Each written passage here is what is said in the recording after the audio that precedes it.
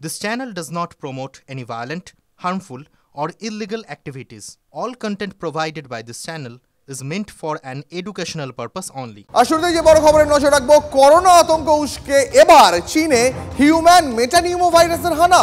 চীনের একাধিক হাসপাতালে আবার ঠিকঠিকে ভিড়। সোশ্যাল মিডিয়ায় একাধিক পোস্টকে ঘিরে ছড়াচ্ছে আতঙ্ক। শিশু এবং বয়স্করা আক্রান্ত হচ্ছে HMPV ভাইরাসে, আক্রান্ত হচ্ছে ফুসফুস, বাড়ছে নিউমোনিয়া, হোয়াইট লাংয়ের মতন সমস্যা, এমনটাই দাবি সোশ্যাল মিডিয়ার একাধিক পোস্টে। যদিও নতুন এই ভাইরাস আনার বিষয়ে মুখে কুলু পেটেছে বেজিং, আর এই পোস্টের সত্যতা যাচাই করেনি TV9 বাংলা। HMPVর উপসর্গ সর্দি কাশি, নাক দিয়ে লাগাতার জল পড়া, অসম্ভব গলা ব্যথা। আরও বিস্তারিত জানতে কথা বলবো, আমাদের সঙ্গে রয়েছেন আমাদের সহকর্মী সৌরভ দত্ত। সৌরভ, নতুন করে করোনা স্মৃতি উস্কে দিয়ে এই HMPV ভাইরাস যা শিশু এবং বয়স্কদের সব থেকে বেশি অ্যাটাক করছে, বাংলার কতটা আতঙ্কিত হওয়ার প্রয়োজন এই মুহূর্তে?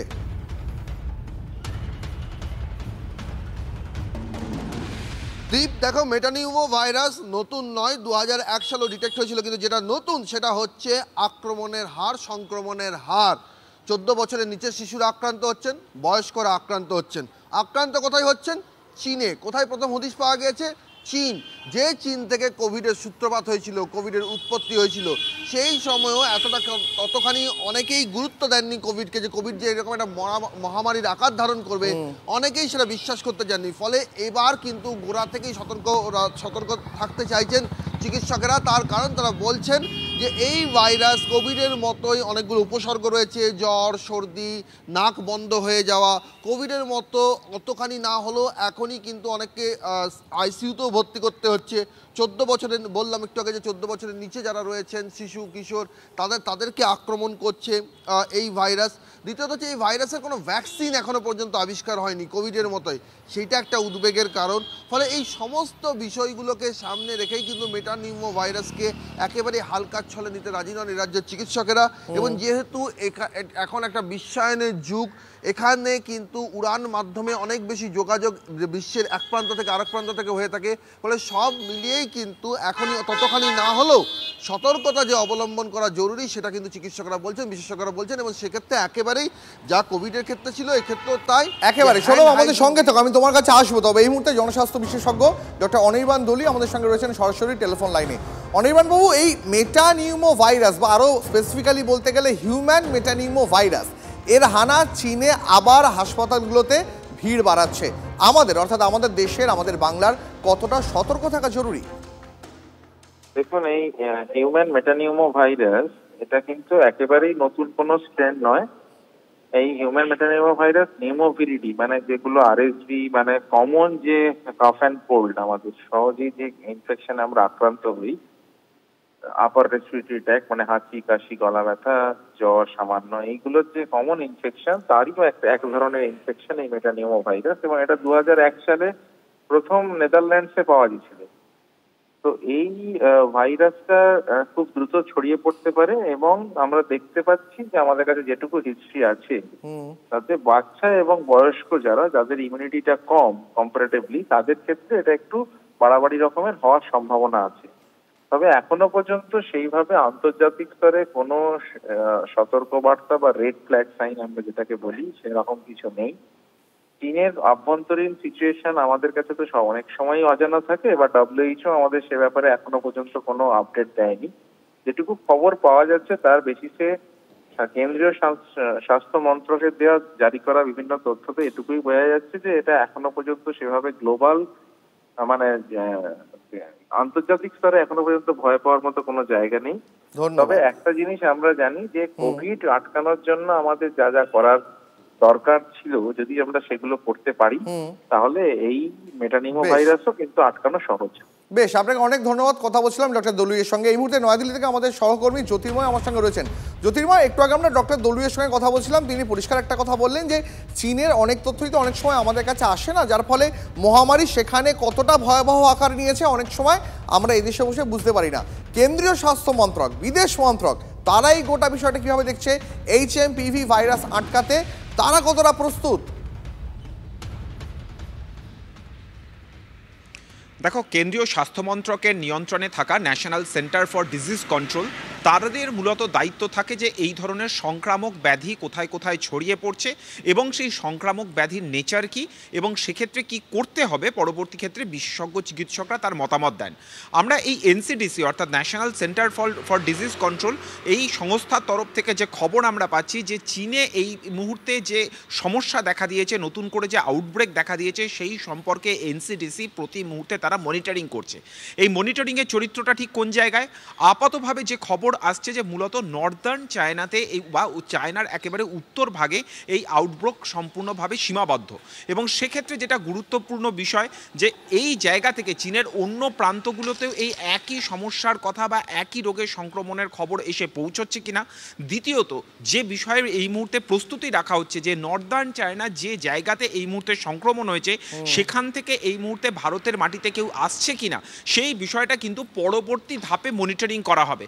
আপাতভাবে সিমটমগুলি বুঝে নেওয়ার চেষ্টা করছে কেন্দ্রীয় স্বাস্থ্য মন্ত্রক এবং সেই ধরনের সিমটম আমাদের দেশে কোথাও রয়েছে কিনা তা কিন্তু প্রতি মুহূর্তে নজরদারি হয়। অর্থাৎ এই ন্যাশনাল সেন্টার ফর ডিজিজ কন্ট্রোলের কাজ হচ্ছে যেখানেই কোনো রোগ দেখা যাচ্ছে যে উল্লেখযোগ্য হারে তার সংক্রমণ বাড়ছে সঙ্গে সঙ্গে সেদিকে নজর দেওয়া এবং তার ডেটা কালেক্ট করার কাজ তারা প্রতিনিয়ত করে চলেন।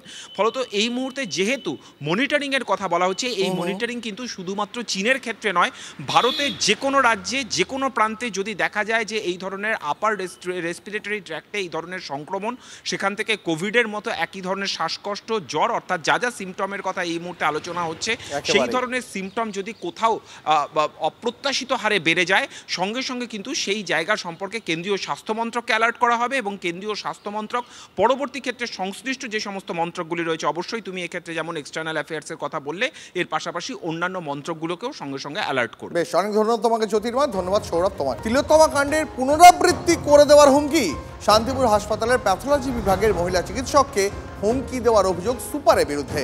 শান্তিপুর থানা এবং স্বাস্থ্য দপ্তরে এ বিষয়ে লিখিত অভিযোগ জানিয়েছেন মহিলা চিকিৎসক। ডিউটি সংক্রান্ত বিষয় বিবাদ চলাকালীন সুপারের বিরুদ্ধে হুমকি দেওয়ার অভিযোগ চিকিৎসকের। ঘটনাকে কেন্দ্র করে ব্যাপক চাঞ্চল্য ছড়িয়েছে হাসপাতাল চত্বরে। আর এই গোটা ঘটনা স্বাস্থ্য দপ্তরকে জানিয়েছেন নদিয়া জেলার মুখ্য স্বাস্থ্য আধিকারিক।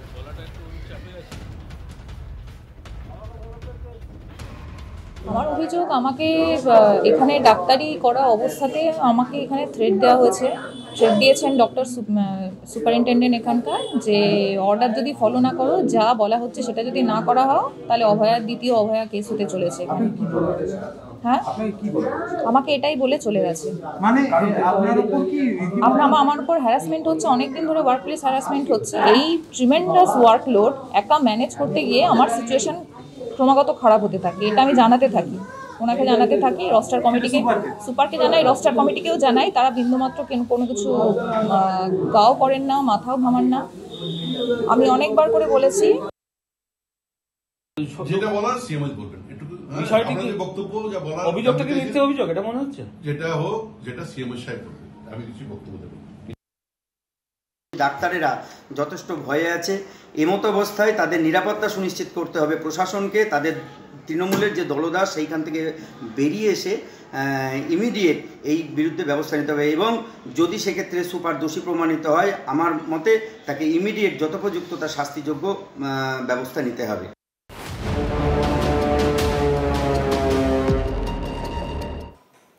আর এদিকে শিল্পী বয়কট বিতর্কে তৃণমূলের অন্দরের মতবিরোধ আরও প্রকট। শিল্পী এবং উদ্যোক্তাদের স্বাধীনতার পক্ষে সওয়াল করেছিলেন খোদ অভিষেক বন্দ্যোপাধ্যায়। এদিন তাঁর বার্তাকেই কার্যত চ্যালেঞ্জ করলেন কুণাল ঘোষ। কুণালের সুরে অবশ্য সুর মিলেছেন তৃণমূল সাংসদ কল্যাণ বন্দ্যোপাধ্যায়। একই মত শিক্ষামন্ত্রী ব্রাত্য বসুরও। গোটা বিষয়টি নিয়ে এই মুহূর্তে শুরু হয়েছে জোর রাজনৈতিক বিতর্ক। যেমন একজনের রাস্তায় নেমে প্রতিবাদ করার স্বাধীনতা আছে, কেউ যদি একটা প্রোগ্রাম করে কাউকে আনতে চায় তার স্বাধীনতা রয়েছে। এটাকে সেভাবে দেখা, সেই দৃষ্টিভঙ্গি থেকে দেখা একদমই ঠিক নয়। এটা শিল্পী স্বাধীনতার বিষয় নয়, এটা প্রতিবাদ, আর প্রতিবাদের নামে পরিকল্পিত অসভ্যতা। এর মাঝখানে একটা ডিমার্কেশন লাইন আছে। শিল্পী বয়কট বিতর্কে তৃণমূলের অন্দরে উথাল পাথাল। আরজিকর আবহে মুখ্যমন্ত্রীকে নিশানা করা শিল্পীদের বয়কটের ডাক দিয়েছিলেন কুণাল ঘোষ। সেটা দলের অভিমত নয় বলে শিল্পীর স্বাধীনতার পক্ষে সওয়াল করেন অভিষেক বন্দ্যোপাধ্যায়। তৃণমূলের সর্বভারতীয় সম্পাদকের সেই বার্তাকে কি কার্যত চ্যালেঞ্জ জানালেন কুণাল ঘোষ। যেহেতু অভিষেক বন্দ্যোপাধ্যায় এই গোটা ফেজটায় আরজি করের সময়টায়, যেহেতু সেই সময়টা তিনি বাইরে ছিলেন এবং গোটা বিষয়টার মধ্যে ছিলেন না, যে কুৎসা চক্রান্ত ঝামেলা যারা আমরা সামলেছি, আমাদের জিজ্ঞাসা করলে আমরা বলে দেবো এই ডিফারেন্সটা কী। আরজিকর কাণ্ডের আবহে পথে নেমেছিল শিল্পী মহল। মুখ্যমন্ত্রী তথা রাজ্য সরকারের ভূমিকার সমালোচনা করতে শোনা গিয়েছিল অনেককে। অভিযোগ, সেই আক্রোশে তৃণমূল নেতাদের আয়োজিত বিভিন্ন সাংস্কৃতিক অনুষ্ঠান থেকে বাদ পড়ছেন শিল্পীদের একাংশ। এ বিষয়ে খোলাখুলি মত প্রকাশ করেন কুণাল ঘোষ সহ তৃণমূলের আরও অনেকে। কলকাতা পুরসভার হোয়াটসঅ্যাপ গ্রুপের এই স্ক্রিনশটে লেখা হয়, কোন কোন শিল্পীদের ডাকা যাবে তা দলের কাছে জানতে হবে, প্রয়োজনে কথা বলতে হবে মন্ত্রী ইন্দ্রনীল সেনের সঙ্গে। যদি এ নিয়ে কোনো কনফিউশন থাকেন, শীর্ষ নেতৃত্বের সঙ্গে কথা বলে নিন।